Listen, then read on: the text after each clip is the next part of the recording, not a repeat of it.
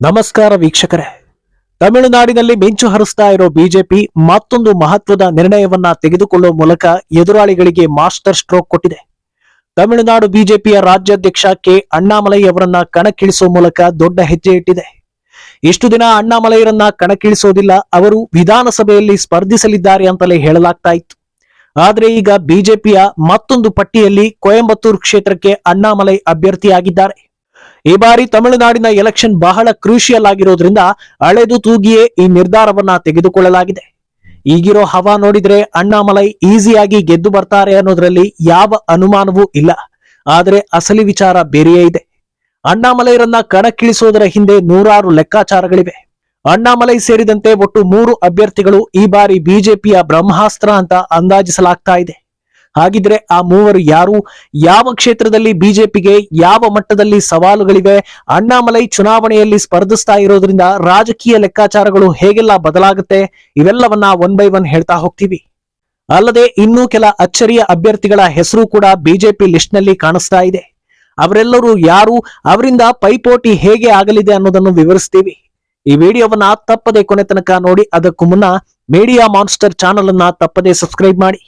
ಹೌದು, ತಮಿಳುನಾಡು ರಾಜಕೀಯವನ್ನ ಬಹಳ ಕಾನ್ಸಂಟ್ರೇಟ್ ಮಾಡ್ತಾ ಇರೋ ಬಿಜೆಪಿ ಒಂದಾದ ನಂತರ ಒಂದು ಬ್ರಹ್ಮಾಸ್ತ್ರವನ್ನ ಪ್ರಯೋಗಿಸ್ತಾ ಇದೆ.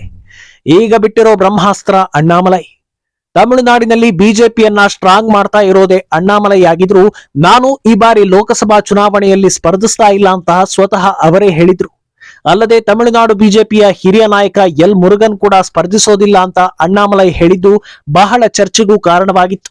ಆದ್ರೆ ಎಲ್ಲರ ಲೆಕ್ಕಾಚಾರಗಳನ್ನ ಮೀರಿದ ಸ್ಟ್ರಾಟಜಿ ಮಾಡ್ತಾ ಇದೆ ಬಿಜೆಪಿ ಹೈಕಮಾಂಡ್.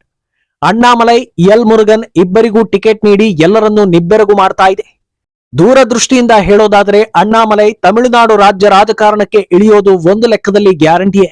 ಆದ್ರೂ ಕೂಡ ಪ್ರಾಕ್ಟೀಸ್ ಮ್ಯಾಚ್ ಅನ್ನೋ ಹಾಗೆ ಅಣ್ಣಾಮಲೈರನ್ನ ಈಗ ಕಣಕ್ಕಿಳಿಸಲಾಗ್ತಾ ಇದೆ.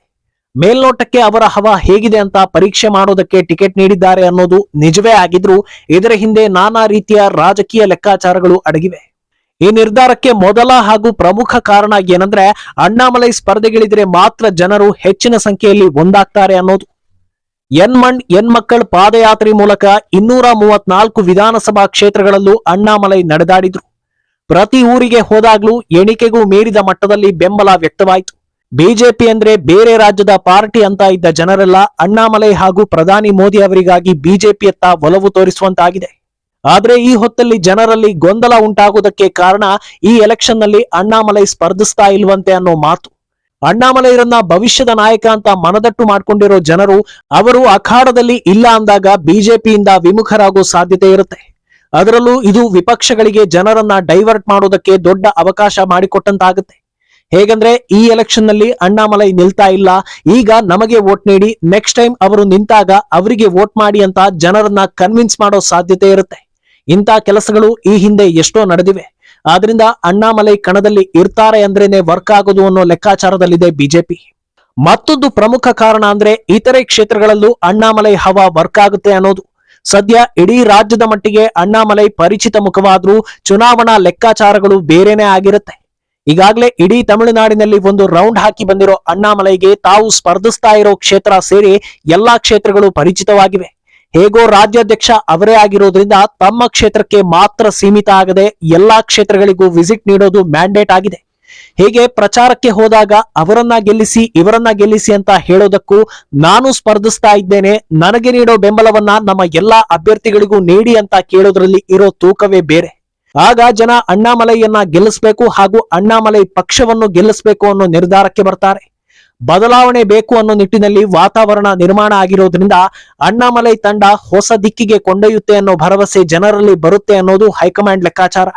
ಇನ್ನು ಇದೆಲ್ಲದಕ್ಕಿಂತ ಪ್ರಮುಖವಾದ ಸಂಗತಿ ಅಂದ್ರೆ ಒಂದು ದೊಡ್ಡ ಹುದ್ದೆ ಸಿಕ್ಕಂತಾಗುತ್ತೆ ಅನ್ನೋದು. ಅಣ್ಣಾಮಲೈಗೆ ಪಕ್ಷದ ಜವಾಬ್ದಾರಿ ಇದ್ರೂ ರಾಜಕಾರಣದಲ್ಲಿ ಯಾವುದೇ ಹುದ್ದೆ ಇಲ್ಲ. ಇದು ಅವರ ಧ್ವನಿಯನ್ನ ಕುಂದಿಸೋದಕ್ಕೆ ದಾರಿ ಮಾಡಿ ಕೊಡಬಹುದು ಅನ್ನೋ ಲೆಕ್ಕಾಚಾರವೂ ಮಾಡಲಾಗಿದೆ. ಈಗಾಗಲೇ ಡಿಎಂಕೆ ಹಗರಣಗಳನ್ನ ಬಯಲಿಗೆ ಎಳೆಯೋದ್ರಲ್ಲಿ ಅಣ್ಣಾಮಲೈ ಯಶಸ್ವಿಯಾಗಿದ್ದಾರೆ. ಭಯಾನಕ ಡ್ರಗ್ಸ್ ಮಾಫಿಯಾ ಹೇಗೆಲ್ಲ ಹರಡಿತ್ತು ಅನ್ನೋದನ್ನ ಬಿಚ್ಚಿಟ್ಟು ಆಡಳಿತದಲ್ಲಿರೋ ಡಿಎಂಕೆಗೆ ದೊಡ್ಡ ಮುಖಭಂಗ ತಂದಿದ್ದಾರೆ. ಹೀಗಿರುವಾಗ ರಾಷ್ಟ್ರ ಮಟ್ಟದಲ್ಲಿ ಅವರಿಗೆ ಹುದ್ದೆ ಇದ್ರೆ ಇನ್ನೂ ಹೆಚ್ಚಿನ ಕೆಲಸಗಳನ್ನ ಮಾಡೋದಕ್ಕೆ ಈಸಿ ಆಗುತ್ತೆ. ಅವರೇನು ಎಂಪಿನ ಅಥವಾ ಎಂಎಲ್ಎನ ಅನ್ನೋ ಪ್ರಶ್ನೆಗಳಿಗೆ ಬ್ರೇಕ್ ಬೀಳುತ್ತೆ. ಅಲ್ಲದೆ ಈಗ ಪ್ರಧಾನಿ ಮೋದಿಗೆ ಅಣ್ಣಾಮಲೈ ನಿಕಟವರ್ತಿ ಅನ್ನೋದು ಗೊತ್ತಾಗಿದೆ. ಅಭಿವೃದ್ಧಿ ವಿಚಾರದಲ್ಲಿ ಅಣ್ಣಾಮಲೈ ನೇರವಾಗಿ ಪ್ರಧಾನಿ ಮೋದಿಯನ್ನ ಭೇಟಿಯಾಗಿ ಕೆಲಸಗಳನ್ನ ಮಾಡಿಸಿಕೊಳ್ಳಬಹುದು ಅನ್ನೋದು ಜನರಿಗೆ ಮನದಟ್ಟಾಗಿದೆ. ಹೇಗಿರುವಾಗ ಅವರನ್ನೇ ಫೀಲ್ಡ್ಗೆ ಇಳಿಸಿದ್ರೆ ಜನ 100ಕ್ಕೆ 100 ಬೆಂಬಲಿಸುತ್ತಾರೆ ಅನ್ನೋ ಲೆಕ್ಕಾಚಾರವೂ ಇದೆ. ಇನ್ನು ಪಕ್ಷದ ದೂರದೃಷ್ಟಿಯಿಂದಲೂ ಇದೇ ಸರಿಯಾದ ನಿರ್ಧಾರ ಅಂತ ಹೈಕಮಾಂಡ್ ಯೋಚಿಸಿದೆ. ಯಾಕಂದ್ರೆ ಯಾವ ಅಧಿಕಾರ ಇಲ್ಲದೆ ಇದ್ದಾಗಲೂ ಅಣ್ಣಾಮಲೈ ಪಕ್ಷ ಸಂಘಟನೆ ಹೇಗಿತ್ತು ಅನ್ನೋದು ಸ್ವತಃ ಮೋದಿಯೇ ನೋಡಿದ್ದಾರೆ. ಅಲ್ಲದೆ ತಾಳಮಟ್ಟದಲ್ಲಿ ಅಣ್ಣಾಮಲೈ ಮಾಡ್ತಾ ಇರೋ ಸಂಘಟನೆಗೆ ಜನರು ಅವರ ಮೇಲೆ ತುಂಬಾ ನಿರೀಕ್ಷೆಗಳನ್ನ ಇರಿಸಿದ್ದಾರೆ. ಇದೆಲ್ಲ ಸಾಬೀತಾಗಬೇಕು ಅಂದ್ರೆ ಅಣ್ಣಾಮಲೈಗೆ ಒಂದು ವೇದಿಕೆ ಬೇಕಾಗುತ್ತೆ. ಎಂಪಿ ಆಗಿ ಅವರು ಗೆದ್ದು ಬಂದ್ರೆ ಒಂದಷ್ಟು ಅಭಿವೃದ್ಧಿ ಕೆಲಸಗಳನ್ನ ಮಾಡ್ತಾರೆ. ಇದು ಮುಂಬರೋ ವಿಧಾನಸಭಾ ಚುನಾವಣೆಗೆ ಬಿಜೆಪಿಯನ್ನ ಮತ್ತಷ್ಟು ಬಲಗೊಳಿಸಲು ಸಾಧ್ಯವಾಗುತ್ತೆ. ಸಿಕ್ಕ ಅವಕಾಶದಲ್ಲಿ ಇಷ್ಟೆಲ್ಲಾ ಕೆಲಸ ಮಾಡಿರೋ ಅಣ್ಣಾಮಲೈಗೆ ರಾಜ್ಯದ ಅಧಿಕಾರವನ್ನ ನೀಡಿದ್ರೆ ಇನ್ನೂ ಕೆಲಸಗಳಾಗುತ್ತೆ ಅನ್ನೋ ಭಾವನೆ ಜನರಲ್ಲಿ ಬಂತು ಅಂದ್ರೆ ಇನ್ನೊಂದು ಹಂತ ಮುಂದಕ್ಕೆ ಹೋಗಿ ಸ್ಟೇಟ್ ಎಲೆಕ್ಷನ್ ನಲ್ಲಿ ಪೈಪೋಟಿ ನೀಡಬಹುದು. ಆದ್ರಿಂದ ಅಣ್ಣಾಮಲೈರನ್ನ ಕಣಕ್ಕಿಳಿಸಲಾಗಿದೆ. ಇನ್ನು ಅಣ್ಣಾಮಲೈ ಸ್ಪರ್ಧಿಸ್ತಾ ಇರೋ ಕೊಯಂಬತ್ತೂರು ಕ್ಷೇತ್ರವನ್ನ ನೋಡಿದ್ರೆ ಅದನ್ನ ಸಾಂಸ್ಕೃತಿಕ ನಗರಿ ಅಂತಲೇ ಪರಿಗಣಿಸಲಾಗುತ್ತೆ. ಅಲ್ಲಿ ಅಣ್ಣಾಮಲೈ ಸಮುದಾಯದವರು ಹೆಚ್ಚಿನ ಸಂಖ್ಯೆಯಲ್ಲಿ ಇರೋದು ಪ್ಲಸ್ ಪಾಯಿಂಟ್. ಆದ್ರೆ ವಿಧಾನಸಭೆಯಲ್ಲಿ ಕೊಯಂಬತ್ತೂರಿನಲ್ಲಿ ಕಮಲ್ ಹಾಸನ್ರನ್ನ ಬಿಜೆಪಿ ಸೋಲಿಸಿದ ಇತಿಹಾಸವೂ ಇದೆ. ಇದರ ಜೊತೆಗೆ ಅಣ್ಣಾಮಲೈ ಕ್ರೇಜ್ ಹಾಗೂ ಮೋದಿ ಫ್ಯಾಕ್ಟರ್ ನಿಂದಾಗಿ ಗೆಲುವು ನಿಶ್ಚಿತ ಅಂತ ಅಂದಾಜಿಸಲಾಗ್ತಾ ಇದೆ. ಅಣ್ಣಾಮಲೈ ಸೇರಿ ಒಟ್ಟು 3 ಅಭ್ಯರ್ಥಿಗಳ ಮೇಲೆ ಬಿಜೆಪಿ ಭಾರಿ ಭರವಸೆ ಹೊಂದಿದೆ ಅಂತ ತಿಳಿಸಿದ್ವಿ. ಅವರು ಎಲ್ ಮುರುಗನ್ ಹಾಗೂ ತಮಿಳಿಸೈ ಸೌಂದರರಾಜನ್. ಎಲ್ ಮುರುಗನ್ ತಮಿಳುನಾಡು ಬಿಜೆಪಿಯ ಹಿರಿಯ ನಾಯಕರಾಗಿದ್ದು ಅವರು ಲೋಕಸಭಾ ಕಣದಿಂದ ಹಿಂದೆ ಸರಿತಾರೆ ಅಂದಾಗಲೇ ಅಪಸ್ವರ ಕೇಳಿಬಂದಿತ್ತು. ಆದ್ರೆ ಈಗ ಅವರು ನೀಲಗಿರಿಯಲ್ಲಿ ಸ್ಪರ್ಧಿಸೋದು ಪಕ್ಕಾ ಆಗಿದೆ. ಕೇಂದ್ರ ಸಚಿವರಾಗಿರೋ ಮುರುಗನ್ ಅವರಿಗೆ ಕ್ಷೇತ್ರದಲ್ಲಿ ತಮ್ಮದೇ ಆದ ವರ್ಚಸ್ಸಿದೆ. ಅದರಲ್ಲೂ ಅವರ ಎದುರಾಳಿ ಡಿಎಂಕೆಯ ಎ ರಾಜಾ. 2G ಸ್ಕ್ಯಾಮ್ ಕೇಸ್ನಲ್ಲಿ ಪ್ರಮುಖ ಆರೋಪಿಯಾಗಿರೋ Raja anti India, anti Hindu statement ಕೊಡೋ ಮೂಲಕ ಆಗಾಗ ಮುನ್ನೆಲೆಗೆ ಬರ್ತಾ ಇರ್ತಾರೆ. ಇತ್ತೀಚೆಗೆ ಭಾರತ ಒಂದು ದೇಶವೇ ಅಲ್ಲ ಅನ್ನೋ ಮೂಲಕ ಭಾರತೀಯರ ಕೆಂಗಣ್ಣಿಗೆ ಗುರಿಯಾಗಿದ್ರು. ಅವರ ಹಗರಣಗಳಿಂದಲೇ ಈ ಬಾರಿ ಅವರು ಸೋಲಬಹುದು ಅಂತ ಅಂದಾಜಿಸಲಾಗ್ತಾ ಇದೆ. ಇನ್ನು ತಮಿಳಿಸೈ ಸೌಂದರರಾಜನ್ ತೆಲಂಗಾಣ ರಾಜ್ಯಪಾಲ ಸ್ಥಾನಕ್ಕೆ ರಾಜೀನಾಮೆ ನೀಡಿ ಮತ್ತೆ ರಾಜಕಾರಣಕ್ಕೆ ವಾಪಸ್ಸಾಗಿದ್ದಾರೆ. ದಕ್ಷಿಣ ಚೆನ್ನೈನಲ್ಲಿ ಅಭಿವೃದ್ಧಿ ಆಗಿಲ್ಲ ಅನ್ನೋ ದೊಡ್ಡ ಆರೋಪವಿದೆ. ತಮಿಳಿಸೈ ವೈಯಕ್ತಿಕ ವರ್ಚಸ್ಸು, ಮೋದಿ ಫ್ಯಾಕ್ಟರ್ ಹಾಗೂ ಅಣ್ಣಾಮಲೈ ಮೇಲಿನ ಭರವಸೆಯಿಂದ ಅವರು ಗೆಲ್ಲಬಹುದು ಅಂತ ಲೆಕ್ಕ ಹಾಕಲಾಗಿದೆ. ಇನ್ನೊಂದೆಡೆ ಕನ್ಯಾಕುಮಾರಿಯಲ್ಲಿ 2014ರಲ್ಲಿ ಗೆದ್ದಿದ್ದ ಬಿಜೆಪಿ ಅಭ್ಯರ್ಥಿ ರಾಧಾಕೃಷ್ಣನ್ರನ್ನ ಮತ್ತೆ ಕಣಕ್ಕಿಳಿಸಲಾಗ್ತಾ ಇದೆ. ಈ ಬಾರಿ ಅವರು ಗೆಲ್ಲಬಹುದು ಅನ್ನೋದು ಬಹುತೇಕ ಕನ್ಫರ್ಮ್ ಆಗಿದೆ. ಏನೋ ಇತ್ತೀಚೆಗಷ್ಟೇ ನಟ ಶರತ್ ಕುಮಾರ್ ತಮ್ಮ ಪಕ್ಷವನ್ನ ಬಿಜೆಪಿ ಜೊತೆ ವಿಲೀನಗೊಳಿಸಿದ್ರು. ಈಗ ಅವರ ಪತ್ನಿ ನಟಿ ರಾಧಿಕಾ ಶರತ್ ಕುಮಾರ್ಗೂ ಬಿಜೆಪಿ ಟಿಕೆಟ್ ನೀಡಿದೆ. ವಿರುಧನಗರ್ ಕ್ಷೇತ್ರದಿಂದ ಅವರು ಸ್ಪರ್ಧಿಸ್ತಾ ಇದ್ದು ಅವರಿಗೆ ಎದುರಾಗಿ ಇತ್ತೀಚೆಗೆ ನಿಧನರಾದ ನಟ ವಿಜಯಕಾಂತ್ ಅವರ ಪುತ್ರ ವಿಜಯ ಪ್ರಭಾಕರನ್ ಸ್ಪರ್ಧಿಸ್ತಾ ಇದ್ದಾರೆ.